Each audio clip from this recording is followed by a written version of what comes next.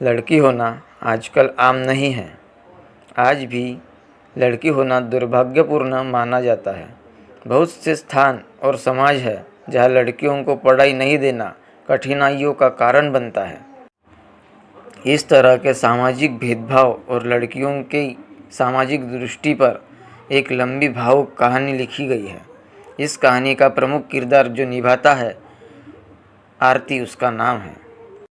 आरती बचपन से पढ़ने में बहुत कमज़ोर थी। उसका रंग सांवला था, उसका चेहरा कुछ खास नहीं था और उसके दाँत भी अच्छे नहीं थे। स्कूल में बच्चे आरती को अक्सर चिढ़ाते रहते थे क्योंकि उसका चेहरा अच्छा नहीं था। कोई भी आरती का दोस्त बनने के लिए तैयार नहीं था और जब आरती अपने गांव के गलियों से गुजरती थी, बगल में खड़े लोग भी मुंह फेर लेते थे। इससे आरती बहुत दुखी होती थी। आरती बहुत छोटी थी, इसलिए समझ नहीं पा रही थी क्या वास्तव में बात है। क्या लोग हमारे चेहरे को देखकर अपना मुंह छिपा लेते हैं? जब आरती स्कूल से घर वापस आई, उसने माँ से कहा कि जब हम स्कूल से घर आते हैं तो लोग हमें ऐसे देखते हैं और स्कूल में भी कोई बात नहीं होती, हमारा कोई दोस्त भी नहीं बनता, इसलिए कोई हमसे बात नहीं करता। आरती की माँ को इतना घृणा सुनकर आंखों में आंसू आ गए। वह रोने लगी, लेकिन अपनी बिटिया को समझा नहीं पाई कि लोग तुमसे इतना घृणा क्यों करते हैं। आरती की माँ बहुत प्यार करती थी, इसलिए गली मोहल्ले के लोग आरती को गाली देते थे तो आरती कड़ी शब्दों में जवाब देती थी। आरती की माँ हर समय अपने कलेजे के टुकड़े के साथ रहती थी और जो भी बोलती थी उसके बदले में जवाब देती थी। जैसे जैसे लोग बोल रहे थे, आरती ने धीरे धीरे जीवन भर रहने की एक आदत बना ली। बस अपने काम से मतलब रखती थी, पढ़ाई करती थी और वापस घर लौटती थी। कुछ और सुनने को तैयार नहीं थी। आरती बड़ी होने लगी और शादी करने के लायक हो गई। उसके पिता लड़का खोजने के लिए हर गांव में जाने लगे, लेकिन आरती को कोई भी लड़का नहीं मिलता था और वह बिना पसंद किए लौट जाता था। ऐसा बहुत बार हुआ जब आरती को शादी करना बहुत मुश्किल होने लगा। आरती के पापा भी लड़का खोजने से थक चुके थे। आरती के पिता हर गांव में लड़का खोजने गए थे। आरती के पिता अब भी क्रोधित थे। आरती को गुस्से में बोलना शुरू कर दिया, लेकिन माँ आरती के बारे में भला बुरा कहने वालों को सबक सिखाती थी। आरती के साथ भगवान ने भी क्रूरता से मजाक किया था। शरीर की बनावट ऐसी ही थी कि कोई भी लड़का इसे देखना चाहता था। आरती भी चिंतित थी कि पापा हमारे लिए इतना दूर जाते हैं लड़का देखने के लिए, लेकिन हमें कोई लड़का पसंद नहीं है। आरती खाना बनाने में बहुत व्यस्त रहती थी। आरती का खाना बनाना बहुत अच्छा था।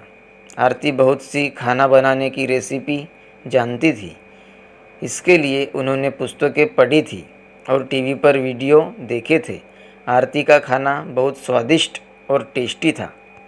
उनकी खाना बनाने की कला और स्वादिष्टता की कोई भी तारीफ़ नहीं करता था, लेकिन हर कोई उनकी तारीफ़ करता था।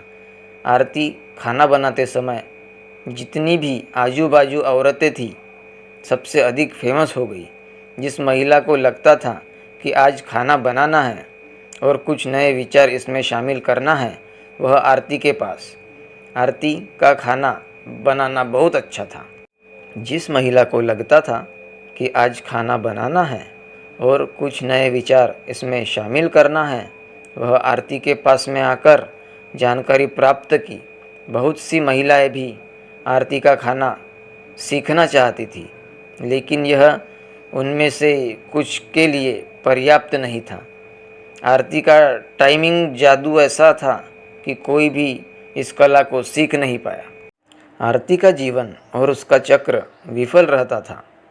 माता पिता और परिवार ने पूरी कोशिश की कि आरती की कहीं ना कहीं शादी हो जाए, बहुत मेहनत के बाद माता पिता ने लड़का वाले को स्वीकार कर लिया। आरती को देखने के लिए सभी लोग घर पर आने वाले थे। आरती को पता चलता है कि हम शादी करने वाले हैं। आरती दुखी है और गुस्सा हो जाती है। आरती रोती हुई कहती है कि आप सब इतने सारे लड़के वालों को देखने के लिए बुलाते हैं, लेकिन कोई नहीं आता है और हर कोई हमें मजाक बनाता है। आप सभी को बदनाम कर रहे हैं। ग्राम समाज का कहना है कि लड़का वाला आरती देखने आया था और उसे पसंद नहीं था। साथ ही गांव के लोगों को कहना है कि वे नहीं जानते कि उसके माता पिता ने उसे जन्म दिया है, क्योंकि शादी कहीं नहीं हो रही है। आरती की माँ ने आरती को बताया था कि शादी में ऐसा अक्सर होता है। तुम्हारी इच्छा किसी को पसंद नहीं होती। जब तुम जाओगी तो वह तुमसे शादी कर लेगा। अपने आप पर ध्यान रखो। कौन तुम्हें पसंद करेगा या नहीं, यह उनके ऊपर छोड़ दो। लड़का वाले अगले दिन आरती को देखने वाले थे, लेकिन आरती सुबह में तैयार होकर कहीं निकल गई। लड़का घर पहुंचता है, लेकिन आरती का स्थान मम्मी पापा को पता नहीं था। आरती घर में नहीं थी। जब लड़की देखने का समय आया, लड़का वाले इस पर गुस्सा हो जाते हैं और आरती के मम्मी पापा को पूरा खरी खोटी सुनाते हैं।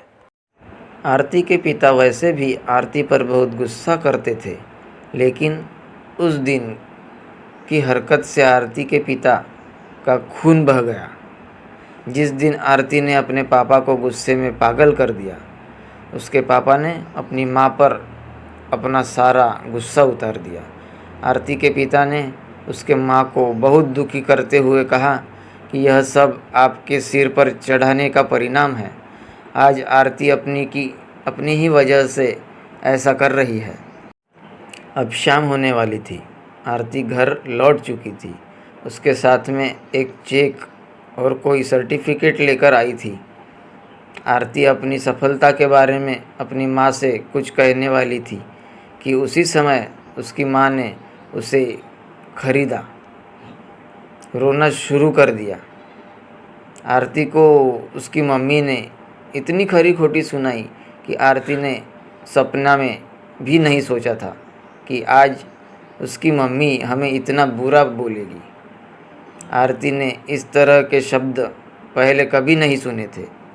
आरती इस वाक्य को सुनकर अवाक हो गई और कुछ बोल नहीं पाई, क्योंकि जब आरती बोलने की कोशिश कर रही थी, उसके माँ की आवाज़ शब्दों से दब गई। आरती चुपचाप खड़ी रही। आरती की आंखों में आंसू बह रहे थे। वह पूरी तरह व्याकुल खड़ी थी और कुछ नहीं बोल पा रही थी। आरती अपनी माँ से एक ही सवाल कर रही थी, माँ, मैं इतनी बुरी हूँ कि मैं मरना चाहती हूँ। क्या मैं मर जाऊँ? मैंने क्या गलत किया कि तुम मुझे मारना चाहते थे? आरती ने अपनी माँ पर कोई प्रभाव नहीं डाला। आरती की मम्मी काम करते हुए उसे गुस्से में कई बार मार दी। आरती निठुर भाव से अपनी माँ की ओर देखकर सुनती थी। आरती चुपचाप खड़ी रही। आँख से आंसू बह रहे थे। आरती एक ही प्रश्न उठाती थी, क्या आप मुझे मारना चाहते हैं माँ? हाँ। माँ भी गुस्से में बोली। आरती सीधे अपने कमरे में जाकर दरवाज़ा बंद करती है। आरती की माँ अपनी गलती मानती है जब उसका गुस्सा 2 मिनट में शांत हो जाता है। उसकी माँ आरती के कमरे की ओर गई और उसे दरवाज़ा खोलने को कहा। आरती की माँ ने सोचा कि यह कोई गलत काम नहीं था। आरती की माँ ने घर आने के लिए उसके पापा को तुरंत फ़ोन किया।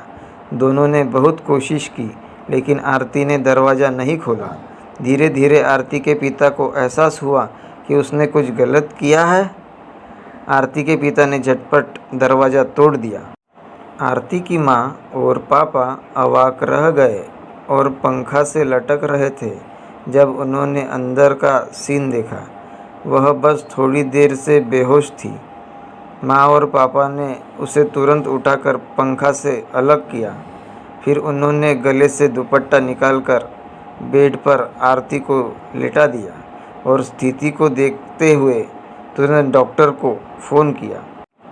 उसकी लाडली बेटी आरती के मुट्ठी बांधे हाथ पर माँ की नज़र जाती है। हाथ में एक पत्र है और टेबल पर 5 लाख का चेक है। 5 स्टार होटल में शेफ की नौकरी करने के लिए कंफर्मेशन लेटर और चिट्ठी को लेने के लिए आरती बाहर गई। कुछ समय बाद आरती को चिकित्सक लाते हैं। डॉक्टर आरती का चेकअप करने के बाद कहते हैं कि शुक्र है कि लड़की बच गई। अगर कुछ देर होती तो आज यह लड़की हम सभी के बीच नहीं होती। आरती बेड पर है और डॉक्टर ने कहा कि आरती कुछ घंटों में ठीक हो जाएगी और मैं दवा लिख दे रहा हूँ, जिसे आप मेडिकल स्टोर से मंगा लीजिए। मम्मी और पापा, मुझे पता है कि जन्म से लेकर आज तक मैंने ऐसा कोई काम नहीं किया जो आपको गर्व महसूस कराता है, लेकिन मैं खाना पकाने में राष्ट्रीय स्तर का पुरस्कार जीती हूँ। मुझे 5 लाख का चेक और पहला स्थान मिला है। उसने मुझे एक बहुत बड़े होटल में मास्टर शेफ़ के पद पर नियुक्त देने के लिए कन्फर्मेशन लेटर भी दिया है, क्योंकि मैंने बनाया गया खाना संयोजन इतना पसंद किया है। मुझे कोई फ़र्क नहीं पड़ता क्योंकि पूरी दुनिया मेरे खिलाफ़ है। और नहीं, पापा की कड़वी बातें मुझे रुलाती थी। मैं हमेशा उनसे प्यार करती थी और मैं मम्मी को बहुत चाहती थी। मैं जानती थी कि मम्मी और पापा मुझे अंदर से बहुत प्यार करते हैं, हालांकि वे बाहर से सख्त दिखते हैं। यदि मेरे माता पिता मुझे नहीं चाहते तो वे मुझे बिना कहे कपड़े और मिठाइयाँ, किताबें नहीं देते। कोई भी माँ के प्यार और ममता को शब्दों में बयां नहीं कर सकता। माँ मेरी दुनिया थी। पिताजी का प्यार मुझे बहुत सताएगा। मैं अब मर जाऊंगी। मेरी माँ, मेरे पिताजी सबसे सुंदर है। मैं जानती हूँ कि आप अक्सर भगवान से प्रार्थना करते हैं कि अगले जन्म में मुझे ऐसा नहीं मिलेगा, लेकिन मैं भी भगवान से प्रार्थना करती थी कि अगले जन्म में मुझे 7 जन्मों तक आप जैसे मम्मी पापा मिल जाए। आज मैं उस भगवान के पास जा रही हूँ जहाँ आप लोग बहुत पहले भेजना चाहते थे। चिट्ठी में कई भावुक बातें लिखी गई थी, जिसे पढ़कर आरती के माता पिता की पाँव तले ज़मीन खिसक गई। वे बहुत पछतावा कर रहे थे और उनके आँखों से बहुत आंसू गिर रहे थे। आरती बेड पर पड़ी हुई थी। उसकी माँ उसके सिर पर हाथ फेर कर रो रही थी। पिता को बर्दाश्त नहीं हो रहा था कि आरती के लिए ज़ोर से रोने लगे। कहानी हमें सिखाती है कि हमें दूसरों के बारे में कभी भी टिप्पणी नहीं करनी चाहिए। भगवान ने जो कुछ भी उस व्यक्ति को दिया वह बहुत सोच समझ कर दिया होगा। दूसरों पर कमेंट करने से पहले खुद को भी देखना चाहिए। आशा करता हूँ दोस्तों कि हमारी कहानी आपको अच्छी लगी हो, तो कृपया लाइक और सब्सक्राइब ज़रूर कीजिए ताकि हमारी कहानी आप तक पहुँच सके। धन्यवाद।